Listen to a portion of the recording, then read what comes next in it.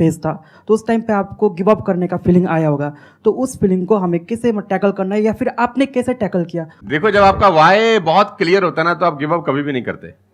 कोई भी चीज क्यों करना है, ये सबसे इंपॉर्टेंट रोल प्ले करता है। There is a book by Simon Sinek called learn your why, कि आप कोई भी काम क्यों कर रहे हैं, है ना। तो अगर आप उस किताब को पढ़ेंगे ना, तो आपको बहुत सारी चीजें सीखने को मिलेंगी।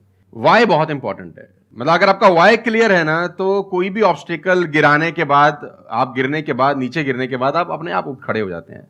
तो वाई स्ट्रांग होना चाहिए, और वही लोग उठ नहीं खड़े होते हैं जिनका वाई स्ट्रांग नहीं है। मैं एग्जांपल देके समझाता हूं आपको। फॉर एन एग्जांपल, मैं आपको वुडन स्ट्रोक दूं, 2 फुट जिसका विड्थ हो और 30 फीट जिसका लेंथ हो, और आपको बोलूं मैं यहां से वहां आपको ट्रेवल करना है उसके ऊपर चल के, और मैं आपको 10,000 रुपये दूंगा, तो आप चल लेंगे बहुत आराम से? आप सवाल को ट्विस्ट करते हैं। अब उसी फट्टे को मैं 100 माले की 2 बिल्डिंग के बीच में लगा दूं, अब आप चलेंगे? लेकिन मैं अगर आपको अभी भी चलवा दूं, तो आप अभी भी चलेंगे। अगर आपको पता हो कि दूसरी बिल्डिंग में आपकी बेटी है और उस बिल्डिंग में आग लग गई है, और मैं आपको 1 रुपया भी नहीं दूंगा, फिर भी आप चलेंगे?